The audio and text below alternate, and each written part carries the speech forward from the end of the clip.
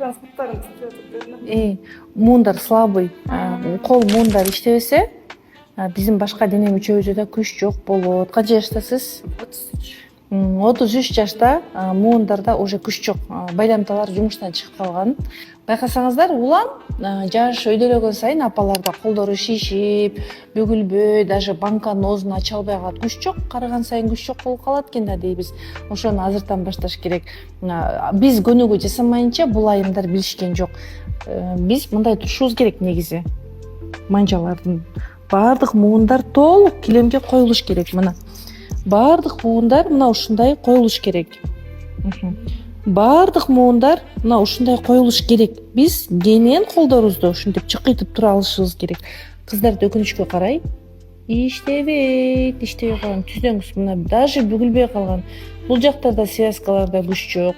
Бул жакта күч жок. Даже жасаган кезде күч келип мына шишиктер бар могу жактарда. Шишиктер жасайын дегенде кан тамырларды кысып атат. Кан өтпөй калып атат. Акырындык менен калууна келет. Эгер ушундай болсо, кыздар, сиздерде дагы срочно дароо биз көңүл бурушубуз керек. Нормада мына ушундай болуп туруу керек. Муундардын баардыгы мына килемге келип туруу керек. Жана биз ушундай абалда тура алышыбыз керек. Эми башка кыздарды да көрөбүз. Келиңиз. Мына канча жаштасыз? 42 жашта уже муундар килемге коюлбай атат.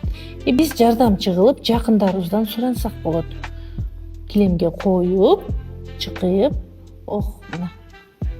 Мен аялдарга боорум ачып кетет. Манчалардын баарын мүмкүн болушунча коебуз.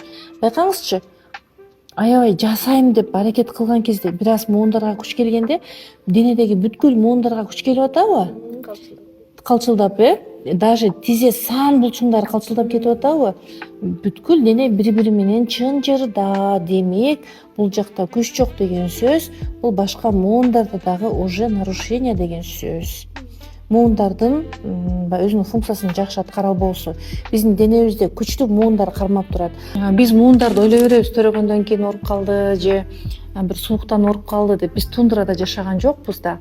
Тундрага барсаң дагы организм тундрага уже жеткенинче ылайыкташат. Организм умный. Муундардын ооруганын айтайынбы? Адам сырттан башка өмүр сүрөт, бирок ичинде аябай кыйналып калган. Ичинде тынчсыздануу, ызалануу, таарыныч, ичтен алсыз, өзүнө ишенбейт, күйөөсүн жоготобудан коркот, бир нерсе болбой аткан сыяктуу катуу тынчсызданат. Бул адамды алсыз кылып атабы? Бул дароо муундарга берилет.